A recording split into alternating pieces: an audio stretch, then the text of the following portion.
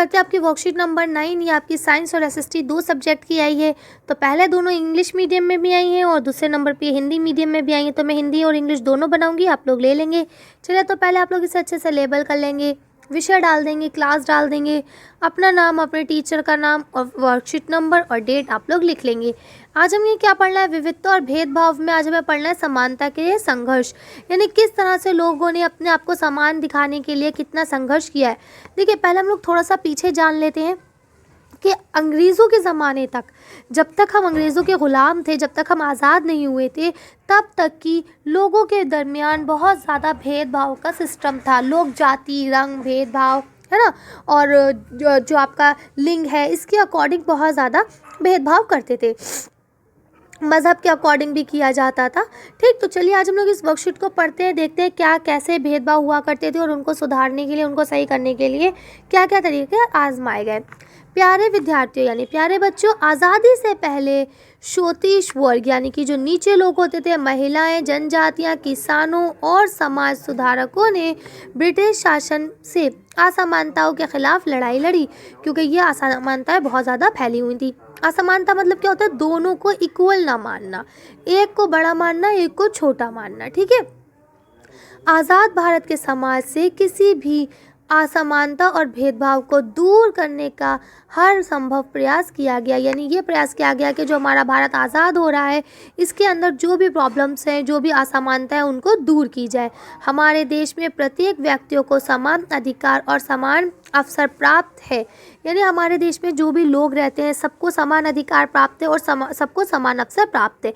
देखिए, अब अलग अलग लोग वीडियो बना रहे हैं, आप ये तो नहीं कहेंगे ना कि ये सनराइज स्टडी की इसलिए मैं देखूंगी या ये किसी और की मैं नहीं देखूंगी। आपके ऊपर राइट है, आप जिसको चाहे देख सकते हैं, जिसको चाहे नहीं देख सकते हैं। लेकिन आप किसी को गलत कमेंट्स करें, ये आपके ऊपर राइट नहीं है। समान अधिकार, समानता सबको दी गई है, लेकिन उन सब के लिए भी एक रूल बनाया गया है कि आप यहाँ तक करेंगे तो आपको समानता है, इसके बाद अगर आप कुछ हरकत देंगे तो आपको पनिशमेंट दी जाएगी। ठीक है, अब क्या लिखा है? लोग अपनी पसंद का काम चुनने के लिए स्वतंत्र है, यानी जो वो चाहे वो कर सकते हैं। अब मैंने यूट्यूब पे आपको पढ़ाना पसंद किया तो मैं पढ़ा रही हूँ। बहुत सारे लोग हैं जो यूट्यूब पे वीडियो बनाना पसंद करते हैं, सिंपल से डांस की, गाने की, तो उनको वो आज़ादी है, कोई रोक तो नहीं रहा ना उनको, या मुझे किसी ने रोका तो नहीं कि नहीं नहीं मैम आप ये वाली वीडियो नहीं बनाएंगे, आप इसकी वीडियो बनाएं। बहुत सारे लोग मोबाइल्स की वीडियो बनाते हैं, तो क्या उन्हें कोई रोकता है कि नहीं आप मोबाइल की वीडियो नहीं बनाएंगे? तो इस तरह से ये कि आपको अपने पसंद का काम चुनने की पूरी आज़ादी है। ठीक है, अब लोगों को अपनी भाषा बोलने की, अब जैसे मैं आपको हिंदी में पढ़ाती हूँ, या अगर इंग्लिश लैंग्वेज की वर्कशीट आती है तो मैं इंग्लिश में बोल के लेकिन समझाती हिंदी में यूँ। अब कोई मुझे ये तो नहीं कहेगा ना नहीं मैम आपको हिंदी भी इंग्लिश में ही पढ़ानी है, कोई ज़बरदस्ती नहीं है। मैं जो लैंग्वेज बोलना चाहूँ आप लोगों के साथ बोल सकती हूँ। त्यौहार मनाने की, ठीक है, अब जो भी मेरा दिल करेगा मैं वो त्यौहार मनाऊंगी, चाहे मेरा दिल करे मैं होली बनाऊँ, चाहे मेरा दिल करे मैं ईद बनाऊँ, कोई मुझे नहीं रोकेगा। ठीक है, अब क्या लिखा? अभिव्यक्ति की पूर्ण आज़ादी है, यानी आपको अपने दिल का हर काम करने की आज़ादी है, बस शर्त ये है कि आप जो भी करें उससे किसी दूसरे को कोई नुकसान या तकलीफ़ नहीं होनी चाहिए। ठीक है, अब अगर मान लीजिए मैं दिवाली मनाने खड़ी होगी, पटाखे फोड़ रही हूँ ढेर सारे, अब किसी को सांस लेने में प्रॉब्लम है, एयर पॉल्यूशन कर रही हूँ, इसके अलावा पटाखों की आवाज़ से मेरे बराबर में कोई मरीज़ है उसको मैं नॉइज़ पॉल्यूशन के ज़रिए परेशान कर रही हूँ, शोर होगा पटाखे फोड़ने में, हो सकता है उसके सर में दर्द हो रहा हो। तो ये कि हमें अपने काम करने की तो आज़ादी है, लेकिन किसी को परेशान करने की आज़ादी नहीं है। भारतीय संविधान सभी भारतीयों को कानून के समक्ष समान मानता है, यानी भारतीय संविधान जो है, संविधान क्या है? ये एक लिखित दस्तावेज है, हमने पिछली वर्कशीट में पढ़ा है। ये सारे लोगों को एक समान मानता है। इसमें कहा गया है कि किसी भी व्यक्ति के साथ धर्म, लिंग, जाति, प्रदेश, भाषा, रंग आदि के आधार पर भेदभाव नहीं किया जाएगा, यानी कि संविधान में ये साफ तौर पे लिख दिया गया है कि किसी भी आदमी के साथ, चाहे वो कोई भी धर्म का हो, कोई भी लिंग का हो, कोई भी जाति का हो, कोई भी जगह का रहने वाला हो, कोई भी भाषा बोलता हो, गोरा हो या काला हो, किसी भी आधार पर उसके साथ भेदभाव नहीं किया जाएगा। सबके साथ समानता का व्यवहार किया जाएगा, चाहे वे अमीर हो या गरीब। ठीक है, उदाहरण के लिए विद्यालय के द्वार, जो विद्यालय यानी आपके स्कूल्स हैं उसके द्वार सभी के लिए खुले हैं। बस क्या है कि उनकी अपनी फ़ीस है, आप फ़ीस पे करो, एडमिशन लो, वो आपसे थोड़ी ना बोलेंगे आप अमीर हैं या गरीब, ठीक है। इसी तरह से क्या लिखा है, तथा सभी व्यवसाय को चुनाव के दौरान मतदान, यानी मतदान का मतलब क्या होता है, वोट देने, है ना, करने का समान अधिकार है। यानी हर कोई वोट देने जाता है, चाहे सब्जी वाला हो वो भी जाएगा, चाहे बादशाह हो वो भी जाएगा, हर कोई जाएगा वोट देने के लिए।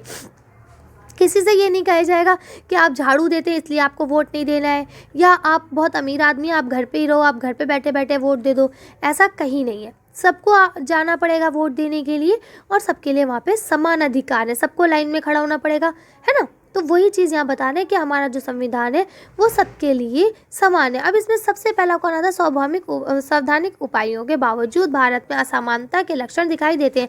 अब ये कहते हैं कि इतना सब कुछ करने के बावजूद कहीं ना कहीं भारत में असमानता अभी भी है। और ये असमानता किस कारण से हो रही है, गरीबों को सबसे ज़्यादा प्रभावित करती है। यानी असमानता का जो मेन मुद्दा है वो क्या, गरीबों को सबसे ज़्यादा दबाया जा रहा है। लोगों में समानता क्यों नहीं है, इसके पीछे बहुत से कारण हो सकते हैं, जैसे गरीबी, संसाधनों की कमी, धर्म, जाति और लिंग के आधार पर भी भेदभाव होते हैं। अब देखिए क्या है, पहले तो ये कह रहे थे कि इस तरह से भेदभाव नहीं होना चाहिए, लेकिन देखिए अब आप अगर किसी कोने में जाके किसी के साथ भेदभाव कर रहे हैं, तो अगर जिसको पता ही नहीं है, वो गरीब है, बिना पढ़े लिखे है, तो उसे पता ही नहीं है कि मेरी क्या क्या राइट्स है, यानी मुझे कौन कौन से अधिकार मिले, तो वो तो शोषण का शिकार होता रहेगा ना।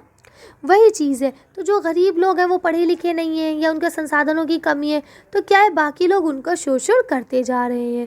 ठीक, समानता के लिए बहुत से व्यक्तियों तथा संगठनों ने संघर्ष किए, यानी बहुत सारे लोग हमसे पहले ऐसे गुजरे हैं जिन्होंने समानता लाने के लिए बहुत ज़्यादा संघर्ष किए। जैसे उसमें कौन है, डॉक्टर भीमराव अम्बेडकर है, जिन्होंने सामाजिक स्वतंत्रता हेतु मंदिर में सभी के प्रवेश हेतु संघर्ष किया था। यानी उन्होंने कहा था कि सबको मंदिर में जाने की परमिशन दी जाए। आपको एक बात बता दूं, मैं पहले जब तक अंग्रेज़ थे उस दौर तक जो पंडित लोग हुआ करते थे, जो ऊंची जात के लोग हुआ करते थे, वो नीची जात के लोगों को, जैसे शूद्र वगैरह है ना, जो हुआ करते थे भंगी वगैरह, उनको नहीं जाने देते थे कि नहीं आप मंदिर में नहीं जाएंगे।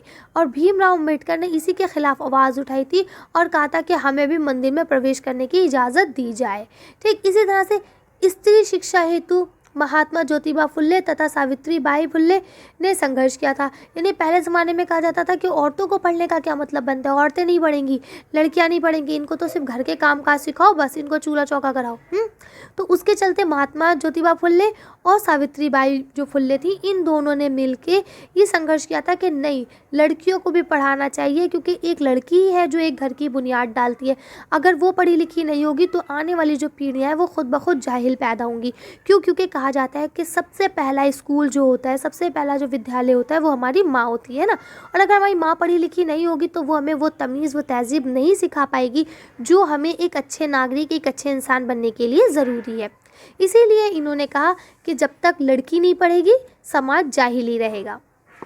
अब इसी तरह से आपका पहला क्वेश्चन है, समानता से आप क्या समझते हैं, यानी क्या चीज़ है जिसे हम समानता कहते हैं। तो चलिए इसका आंसर देख लेते हैं हम लोग। आंसर यहाँ से लिखेंगे कि इसका अर्थ है कि सभी नागरिकों के पास समान विशेष अधिकार और अवसर। ठीक, यानी कि हर इंसान को बराबर समझा जाएगा, हर इंसान का जो भी अधिकार है, जो भी अवसर है, वो सबको बराबर दिए जाएंगे। ठीक है, तो इसका आंसर आप यहाँ से यहाँ तक लिख लेंगे। चलिए अगला क्वेश्चन पढ़ते हैं। का नेक्स्ट क्वेश्चन दिया है, लोगों में असमानता क्यों हो रही है, इसके मुख्य कारण क्या है। अब लोगों के बीच में जो असमानता बढ़ रही है उसका मुख्य कारण क्या है, चलिए इसके आंसर देख लेते हैं। आंसर यहाँ लिखेंगे कि इसके पीछे कई कारण हैं, जैसे गरीबी, संसाधनों की कमी, धर्म के आधार पर भेदभाव या जाति और लिंग आदि। ठीक है, तो इस तरह से ये आंसर आप पूरा यहाँ से यहाँ तक लिख लेंगे कि इन सब के कारण जो है लोगों में असमानता पैदा हो रही है आज भी। आपका अगला क्वेश्चन है, आपके अपने आसपास किस तरह की समानताएं दिखाई देती हैं, कुछ उदाहरण दीजिए। देखिए पहली बात तो ये है कि अब हम लोग बहुत ज़्यादा डेवलप्ड एरिया में रहते हैं, हम दिल्ली में रहते हैं, तो दिल्ली में इस तरह की असमानताएं देखने को तो नहीं मिलती हैं, लेकिन जो हमने ऊपर पैराग्राफ पढ़ा है उसके आधार पर हम आपको आंसर दे देते हैं, तो आप लोग वही लिख लेंगे। देखिए हम ये कह सकते हैं कि गरीबी, संसाधन की कमी, धर्म, जाति, लिंग, इनके आधार पर जो भेदभाव किया जा रहा है वो कहीं ना कहीं आज भी हमें देखने को मिल सकता है। ठीक है, लेकिन ऐसे इलाकों में जो अभी तक डेवलप नहीं हुए हैं। चलिए तो अगला क्वेश्चन पढ़ते हैं। आपका इसका आखिरी क्वेश्चन यहाँ दिया गया है, अपने माता पिता की मदद से ऐसे उदाहरण दीजिए जिसमें किसी एक व्यक्ति या कुछ व्यक्तियों ने मिलकर असमानता की स्थिति को बदला हो। अब देखिए, फ़िलहाल वैसे तो बहुत सारे एग्जाम्पल्स हैं इसके, लेकिन हम आपको जो ऊपर पार्ट में एग्जाम्पल आए हैं उन्हीं के आधार पर आपको इसका आंसर दे रहे हैं। तो आप भी ये लिख लेंगे या अपने मम्मी पापा से इस मदद लेंगे तो वो आपको और अच्छे से बता सकते हैं कि कैसे कैसे किस किस लोगों ने इसको बदलने में मदद की है। ठीक है, जाति भेदभाव को हटाया गया, मंदिर में प्रवेश को बनाया गया कि हम सब मंदिर में प्रवेश कर सकते हैं, या लड़कियों की पढ़ाई के लिए बनाया गया, या पहले ये हुआ करता था कि लड़कियां साइकिल नहीं चलाएंगी, उसके लिए एक नया मिशन चलाया गया, आंदोलन चलाया गया। तो इस तरह से बहुत सारे आंदोलन है, आप नेट पे सर्च करेंगे तो आपको नेट पे भी मिल जाएंगे, लेकिन फ़िलहाल हम आंसर अपने चैप्टर के अकॉर्डिंग ही देख लेते हैं। तो आप इसका आंसर यहाँ से लिखेंगे कि देखिए, दो उदाहरण आपकी बुक चैप्टर में आए हैं, उन्हीं दोनों उदाहरण को मैंने लिख दिया कि डॉक्टर भीमराव अंबेडकर जी ने समाज के लिए मंदिरों में प्रवेश को खुलवाया था कि सारे लोग मंदिरों में जा सकेंगे, कोई भी बड़ा या छोटा नहीं होगा, क्योंकि गॉड की नज़र में सारे उनके बच्चे हैं, सब बराबर है ना। तो हम कौन होते हैं कि उन गॉड के आगे चलाने वाले अपनी। उसके बाद ज्योतिबा फुल्ले जो थे उन्होंने, और सावित्रीबाई फुल्ले जो थी उन्होंने क्या करा था कि महिला शिक्षा के लिए आंदोलन किया था कि महिलाओं को भी पढ़ाया जाना चाहिए। ठीक है, चलिए अब नेक्स्ट वर्कशीट पढ़ते हैं हम लोग। देखिए, अब हम लोग ऐसे साइंस की वर्कशीट को पढ़ लें तो पहले आप लोग इसे लेबल कर लेंगे, वर्कशीट नंबर डाल देंगे, डेट डाल देंगे, अपने टीचर का नाम, अपना नाम, सब्जेक्ट और क्लास आप लोग अपना लिख लेंगे। आज भी हम भोजक के घटक पढ़ेंगे, यानी कि अभी तक हम भोजक के ही घटक पढ़े जा रहे हैं कि हमें क्या क्या चीज़ें मिलती है खाने से। अब हम लोग क्या पढ़ेंगे, अभाज्य रोग। ठीक है, एक व्यक्ति खाने के लिए पर्याप्त भोजन पा रहा है, यानी एक ऐसा व्यक्ति है जो जितना उसे खाना चाहिए उतना वो खा रहा है, लेकिन कभी कभी उसके भोजन में किसी विशेष पोषक की कमी हो जाती है। यदि ये कमी लंबे समय तक रहती है तो वह व्यक्ति उसके अभाव से ग्रस्त हो जाता है, हो सकता है। यानी कि अब क्या कहने का मतलब है कि एक इंसान है जो अपना कंप्लीट फूड ले रहा है, लेकिन क्या है कि उसे तो लग रहा है कि मैं खाना पेट भर के खा रहा हूँ, लेकिन वो सिर्फ पेट भर के खा रहा है, पोषण भर के नहीं खा रहा है, यानी किसी एक पोषण तत्व की कमी है उसके खाने में। और वो कमी अगर लंबे समय तक रहती है तो वो उससे होने वाली किसी बीमारी से ग्रस्त हो सकता है। ग्रस्त माने उससे प्रभावित हो सकता है, यानी वो बीमारी उसके ऊपर आ सकती है। एक या अधिक पोषक तत्वों का अभाव हमारे शरीर में रोग अथवा विकृतियाँ उत्पन्न कर सकता है। यानी अगर कोई भी एक पोषक तत्व हो या एक से ज़्यादा पोषक तत्व हो तो वो हम अगर उनका अभाव काफ़ी लंबे समय तक चलता रहे तो हम बीमार पड़ सकते हैं। वे रोग जो लंबे अवधि तक पोषणों के अभाव के कारण होते हैं उन्हें अभाज्य रोग कहते हैं। यानी कि अब जो रोग ऐसे हैं जो खाने में पोषक तत्व की कमी के कारण होते हैं उसे हम लोग क्या कहते हैं, अभाज्य रोग कहते हैं। अब यहाँ लिखा है, यदि कोई व्यक्ति अपने भोजन में पर्याप्त प्रोटीन नहीं ले रहा है तो उसे कुछ रोग हो सकते हैं, जैसे वृद्धि का रुक जाना, यानी लंबा नहीं हो पाएगा वो बच्चा। चेहरे पर सूजन, यानी जो उसका चेहरा है उस पर सॉइलिंग आ जाएगी, सूजन आ जाएगी, मोटा मोटा लगने लगेगा। बालों के रंग का उड़ना, यानी उसके बाल जो है वो ब्लैक से वाइट हो जाएंगे। ठीक है, त्वचा की बीमारी और पेचिश। ठीक है, यानी अब उसको स्किन इन्फेक्शंस हो सकता है, और पेचिश यानी कि जो पेट में प्रॉब्लम होती है वो हो जाएगी। ठीक, जिसमें जब हम पॉटी करने जाते हैं तो खून वगैरह आने लगता है। ठीक, तो इस तरह से ये सारी बीमारियां हमें हो सकती हैं अगर हम पर्याप्त मात्रा में प्रोटीन नहीं खाते हैं। ठीक, अब इसी तरह से लिखा, यदि प्रोटीन तथा कार्बोहाइड्रेट दोनों ही किसी व्यक्ति के आहार में लंबे समय तक गायब रहते हैं आदि, यानी अगर प्रोटीन और कार्बोहाइड्रेट दोनों ही हम लंबे समय तक अपने खानों में नहीं खा रहे हैं तो उसकी वृद्धि क्या होती है, पूरी तरह से रुक जाएगी, और ऐसे व्यक्ति बहुत दुबला पतला हो जाएगा। यानी ऐसा व्यक्ति कैसा होगा, बहुत ज़्यादा दुबला पतला हो जाएगा। वह इतना कमज़ोर हो जाएगा कि चलने में भी असमर्थ होगा, यानी वो इतना पतला, इतना कमज़ोर हो जाएगा कि उससे चला फिरा भी नहीं जाएगा। असमर्थ यानी चल भी नहीं पाएगा। ठीक है, सभी अभाज्य रोगों की रोकथाम संतुलित आहार लेने से की जा सकती है। यानी जो इस तरह के रोग हैं उनकी जो हम रोकथाम करेंगे वो हम कैसे करेंगे, सिर्फ इसका एक तरीका है कि हम अपने संतुलित आहार लें, यानी जितनी जो चीज़ की ज़रूरत है अपने खाने में उतना हम लें। अब क्या लिखा, विभिन्न विटामिनों और खनिज लवणों के अभाव से विभिन्न रोग तथा विकृतियाँ हो सकती हैं। इसमें से कुछ इनके लक्षण यहाँ दिए गए हैं। जैसे अब देखिए, अगर आप विटामिन ए नहीं लेते हैं तो आपकी आंखों की रोशनी जाती रहेगी। अब इससे क्या होगा, इसके लक्षण क्या है, कमज़ोर दृष्टि, यानी आपकी आंखें कमज़ोर हो जाएंगी, देख नहीं पाएंगे आप। ठीक है, अंधेरे या रात में कम दिखाई देना, कुछ लोग ऐसे होते हैं ना, आपने एक वो मूवी थी पुराने ज़माने की जूही चावला की, उसमें जो कादर खान है उनको रात में नहीं दिखता है, ठीक है। इस तरह की बीमारियां होती है रियल लाइफ में, तो वो हो सकती हैं। या कभी कभार पूरी तरह से दिखाई देना बंद हो जाएगा अगर आप अपने खाने में विटामिन ए की कमी करते हैं। विटामिन बी, ये क्या हो जाएगा, बेबरी, ठीक है। अब ये क्या होता है, कमज़ोर पेशियों और काम करने में ऊर्जा की कमी। अब ये क्या हो जाता है, यानी आपकी जो मसल्स हैं वो बहुत ज़्यादा कमज़ोर हो जाएंगी और आपके अंदर एनर्जी की कमी भी आ जाएगी। इसके अलावा अगर आप विटामिन ई नहीं लेते हैं तो क्या हो जाएगा, आपका सिफ्क्री हो जाएगा, यानी मसूड़ों से खून निकलने लगेगा, ठीक है। घाव भरने में अधिक समय लगेगा। अगर आपकी विटामिन सी की कमी होती है तो आपके मसूड़ों से, यानी बहुत लोग ऐसे होते हैं जिनकी गम ब्लीडिंग्स होती है, आपने देखा होगा कि एप्पल वगैरह खाते हैं, मुंह से अगर डायरेक्ट वो बिना नाइफ़ का इस्तेमाल करे, छुरी से बिना काटे, तो आप देखते हैं उनके उसमें खून आ जाता है। अमरूद और ये एडवर्टाइज भी दिखाते हैं ऐसा, है ना, कि पेस्ट बदलिए। देखिए पेस्ट जो है वो सारे एक से ही होते हैं, सब अलग अलग कंपनियां कुछ ना कुछ मिला के बना देती हैं, लेकिन मेन चीज़ है ये जितनी भी बीमारियां होती हैं ये सब हमारे पेट से होती हैं, हमारे खाने में कमी से होती हैं। तो दवाई खाना ज़रूरी है, ठीक है, लेकिन उससे ज़्यादा ज़रूरी है कि आप अपने भोजन को सुधारें। जो आप खाना खा रहे हैं आप देखें कि आप वो क्या खा रहे हैं और कितनी मात्रा में खा रहे हैं, ठीक है। अगला क्या है, विटामिन डी। अगर विटामिन डी की कमी होती है तो उससे क्या हो जाएगा, आपका रिट्रेस हो जाएगा, यानी कि अस्थियों का, यानी जो आपकी हड्डियां हैं उनका जो है मुलायम होकर मुड़ने लगना, यानी कि बहुत सारे लोग ऐसे होते हैं जिनकी हड्डियां वगैरह ना बहुत ज़्यादा मतलब मुड़ने लगती हैं, फ्लेक्सिबल होने लगती हैं, ठीक। उसके बाद लिखा है कैल्शियम। अगर आप कैल्शियम नहीं लेते तो उससे क्या हो जाएगा, आपका अस्थियाँ या फिर दंत में श्रेय आ जाएगा, यानी कमज़ोर अस्थियाँ, दंत श्रेय, यानी ये सारी चीज़ें आपके अंदर होने लगेंगी। आपकी जो हड्डियाँ वगैरह हैं, बोन नैरो, इसके अंदर जो होता है वो सारी चीज़ें ख़राब होने लगेंगी और आप कमज़ोर पड़ने लगेंगे, ठीक है। आयोडीन की कमी से क्या हो जाएगा, घंघेरा, यानी कि अब क्या बोलते हैं, गर्दन में, है ना, गर्दन में गिरत का फूल जाना। जैसे यहाँ देखिए आपको दिख रहा है, जो हमारे बीच में ऐसे करके जब हम गर्दन बनाते हैं तो हमारे गर्दन में हल्का सा कुछ उठा हुआ होता है जो हमारे बोलने के टाइम पे आगे पीछे होता रहता है, ठीक। यही चीज़ जो ये बहुत ज़्यादा सूज जाएगा, ठीक है। बच्चों में मानसिक विकलांगता आ जाती है, यानी बच्चे जो है मेंटली तौर पर कमज़ोर हो जाते हैं। जैसे बच्चा होगा तो 5 साल का, लेकिन वो हरकत सिर्फ 2 साल के बच्चे की जैसी करेगा, तो इसलिए आयोडीन का देना भी बहुत ज़्यादा ज़रूरी है, ठीक है। अब क्या है, आयरन। आयरन से क्या होता है, अमोनिया जैसी बीमारियाँ हो जाती है जो कि आपकी एक कमज़ोरी होती है, ठीक है। तो इस तरह से आपने पढ़ा कि कौन सी चीज़ अगर हम कम लेते हैं तो उससे कौन सी बीमारी होती है और उससे क्या क्या उसके आपके लक्षण होते हैं। चलिए अब लिखा है प्रश्नों के, इन प्रश्नों के उत्तर दीजिए। अब आपके प्रश्न दिए गए, इनके उत्तर देते हैं। तो पहला, निम्नलिखित के नाम लिखिए, वे विटामिन जो हमारी अच्छी दृष्टि के लिए आवश्यक है। तो ये कौन सा विटामिन है जो हमारी आई सेट के लिए अच्छा है, चलिए इसका आंसर देख लेते हैं। आंसर आप लिख लेंगे विटामिन ए, ठीक है। ये कौन सा विटामिन है, विटामिन ए।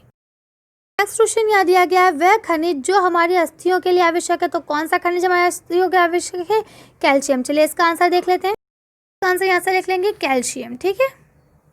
नेक्स्ट क्वेश्चन यहाँ दे रखा है, वह विटामिन जो हमारे घाव जल्दी भरने के लिए आवश्यक है, यानी वो कौन से विटामिन है जो हमारे घाव को बहुत आसानी से बहुत जल्दी भर देता है। अगर वो विटामिन की हमारे अंदर कमी हो जाएगी तो हमारे घाव जल्दी भरना बंद हो जाएंगे। चलिए इसका आंसर देख लेते हैं। आंसर लिख लेंगे विटामिन सी, ठीक है। यहाँ पे आप इसका आंसर विटामिन सी लिख लेंगे। चलिए फिलअप को देखते हैं। आप देखिए यहाँ आपके रिक्त स्थान आते हैं, तो यहाँ देखिए ये रिक्त स्थान मैं आपको पढ़ के बताती हूँ और सारे के आंसर एक साथ दिखाऊंगी, ठीक है। तो अब पहला लिखा है कि विटामिन डी के अभाव से होता है। कौन सी बीमारी है जो विटामिन डी के अभाव से होती है, देखिए यहाँ लिखा हुआ है ना। चलिए इसका आंसर हम लोग एक साथ देखेंगे। उसके बाद यहाँ लिखा है की कमी से बेराबेरी नामक का रोग होता है। तो बेराबेरी नामक रोग किससे होता है, अभी हम ऊपर पढ़ के आए हैं। इसके बाद लिखा है विटामिन सी के अभाव से नामक रोग होता है। अब कौन सा रोग होता है, विटामिन सी की कमी से। इसके बाद लिखा हमारे भोजन में के अभाव से रतौंधी होती है। जैसा कि अभी मैंने ऊपर आपसे जिक्र करा कि उनकी पिक्चर है जूही चावला की, जिसमें उनको कादर खान को ये बीमारी होती है कि शाम के वक्त वो अंधेरा हो जाता है। देखिए उसका नाम भी मुझे याद आ गया है, उसका नाम है बोल राधा भोर मूवी, है ना। तो अगर आप लोग पास टाइम हो तो देखिएगा, उसमें कादर खान अंधे हो जाते हैं रात के वक्त, तो वही है रतौंधी बीमारी उसको कहते हैं। तो ये किसकी कमी से आता है, ये आपके आता है। चलिए इसका आंसर हम लोग देख लेते हैं कि कौन से विटामिन की कमी से ये हमारे शरीर में उत्पन्न होती है। चलिए तो इस तरह से ये सारे आंसर हम लोग एक साथ देखेंगे और फिर वर्कशीट को कंप्लीट करेंगे। देखिए मैंने चारों फिलअप लिख दिए। तो पहले में आप क्या लिखेंगे, रेक्टस लिख लेंगे। दूसरे में विटामिन बी लिख लेंगे। तीसरे में आपका स्विकल है ये लिख लेंगे। चौथे में विटामिन ए लिख लेंगे। तो चारों को एक साथ लिख लेंगे। तो आज की वर्कशीट को हम यही खत्म करते हैं। आज की वीडियो में बस इतना ही। अगर आपको हमारी वीडियो पसंद आई हो तो प्लीज़ इसे लाइक और शेयर करें।